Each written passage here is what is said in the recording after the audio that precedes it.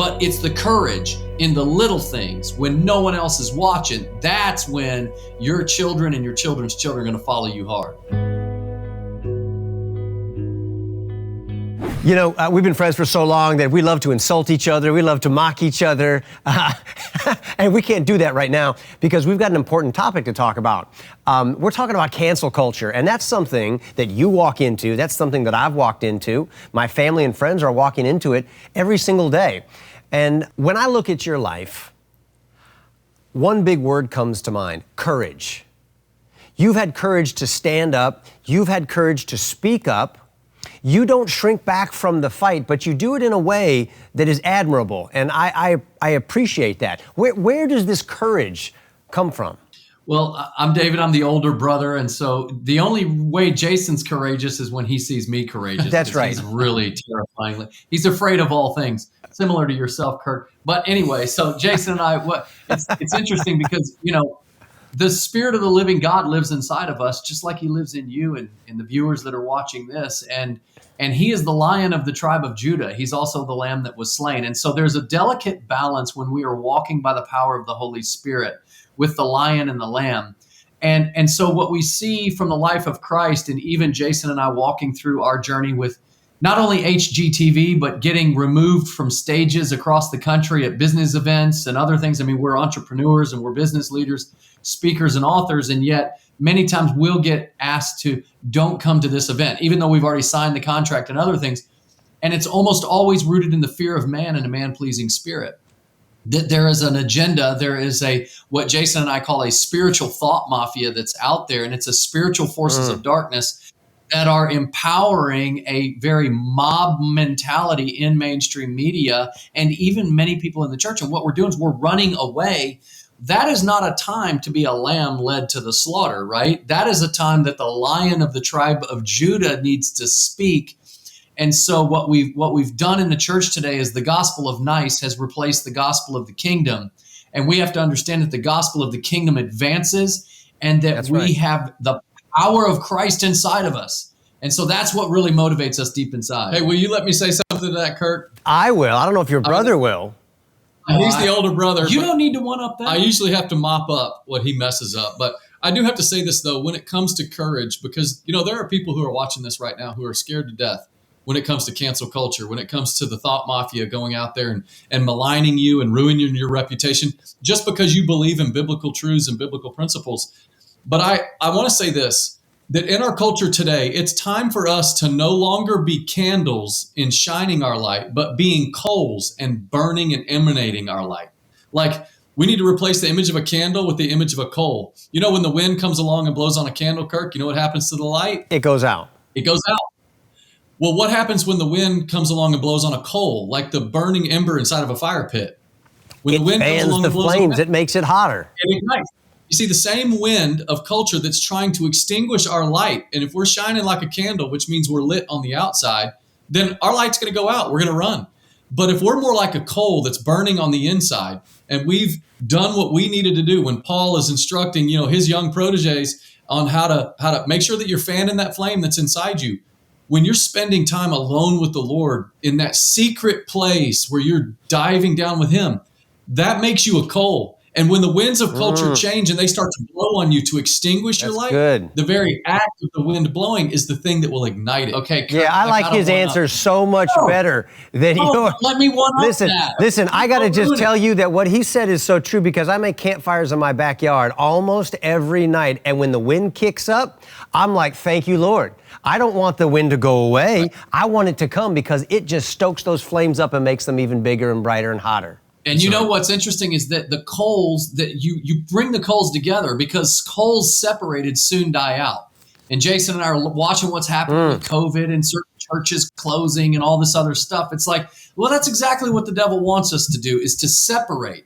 But we've got to heap the coals together. That's the reason why we love this show. That's the reason why we like connecting with many of your viewers around the country as we speak. Is that coals, we've got to stay together because that's when the flames get even hotter. And what happens is we in the church today in America, quite often we possess a form of godliness, but we've denied its power. Like we're lit like a candle, And when the wind comes, we're afraid of losing our job, or we're Yeah. afraid of being ridiculed or criticized. Now, I don't want to lose my job. I don't want to be ridiculed or criticized, but we cannot forget the power of Christ's words. Matthew 5:11. He says, blessed are you when men persecute you and falsely accuse you for my name's sake. Right? He says they will falsely accuse you. That is the root of cancel culture, is Yep. false accusation. Yep. To call you something that you are not. And as Christians, we don't shrink back from that. We step into that in three very specific ways. We demonstrate the kingdom in our lives first. Then we can define the kingdom. It means we can clearly articulate from a biblical worldview why our worldview works, why Christianity is life. But then lastly, we defend the kingdom. So we demonstrate it in our lives, we define it with our mouths, and we defend it with our lives as well. Man, this is all such great stuff. And taking a stand under fire, taking a stand during the storm, it requires a solid foundation. Who laid that foundation for you? Well, we can honestly say that was our dad. He's a national pro-life leader. We grew up, he was a pastor, and he discovered that there were, I forget how many abortion clinics. We were in Dallas, Texas, which is home of God's favorite football team, and most everybody knows that. But we were in Dallas, and we were young teenagers, and our dad discovered there were over 20 abortion clinics in Dallas. Yeah. And so he said, you know what, guys? We're going to do something about this. We're going to put the Bible into practice. It says we're supposed to rescue those moving towards slaughter. So we're going to go and do something about these innocent babies' lives. And so this is back in the day, the pro-life movement was a little crazy there at the beginning, and then it kind of settled down a little bit. But our dad was right there on the front lines. We saw our dad get carted off to jail. We saw him get punched in the face. We saw him get maligned and spit on and all sorts of things. But we watched him stand strong. And so, that's convicting as a dad, Kirk. I mean, how many of us recognize that, especially as parents? But what we discovered growing up is that courage is better caught than taught. Like when you live courageously, it stiffens the spines of others, as Billy Graham says. And so we learned that from our dad. And one of the cool things about our dad is that, he still doesn't use Instagram, Facebook, nothing. So he's got no followers, like no influence. He's never published a book. He doesn't have a mega church. He doesn't even dress cool.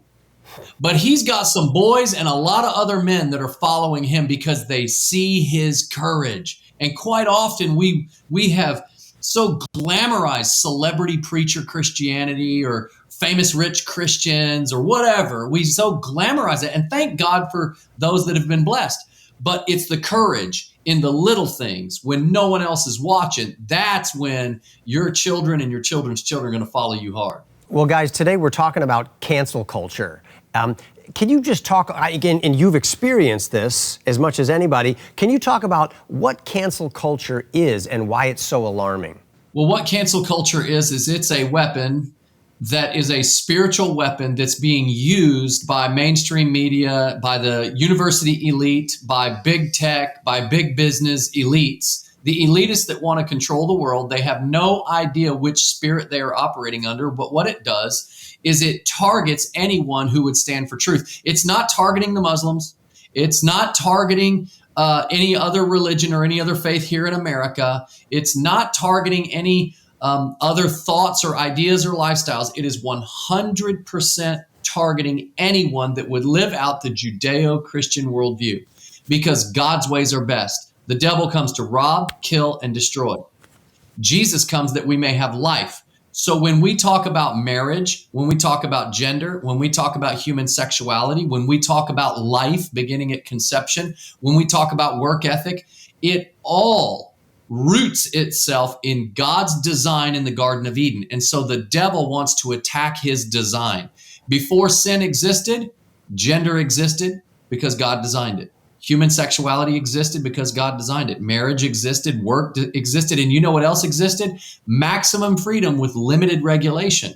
From any tree you may freely eat, but of this tree you may not. But now the devil flips everything upside down, and he wants to define gender. He wants to define sexuality. He wants to define marriage. He wants to define life. He wants to define freedom. He wants to define work. He wants to define everything. So what happens is the devil wants to flip it upside down and bring his kingdom. Now, You've got to get the church out of the way. You got to get true Christians out of the way in order to do that. And so what happens is cancel culture is a weapon that targets true Christians. It starts as we just simply marginalize them. We just marginalize them. But then the second step is we want to demonize them. But then the third step is we want to criminalize them.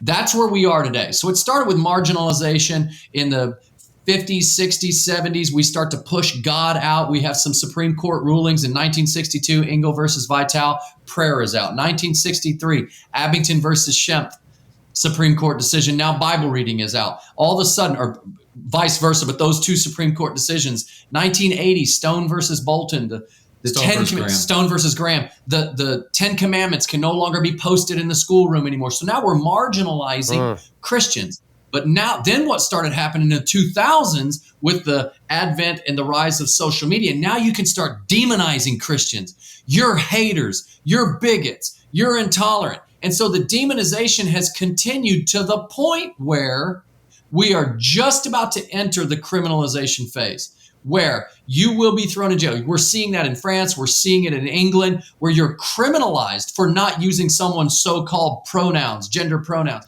This is what's happening. And that's why it is so important for Christians to recognize who is in us. And this is a time now, you cannot be a silent Christian. You have to speak the truth, because when people know the truth, what happens, Jason, when people know the truth? They're made free. They're set free.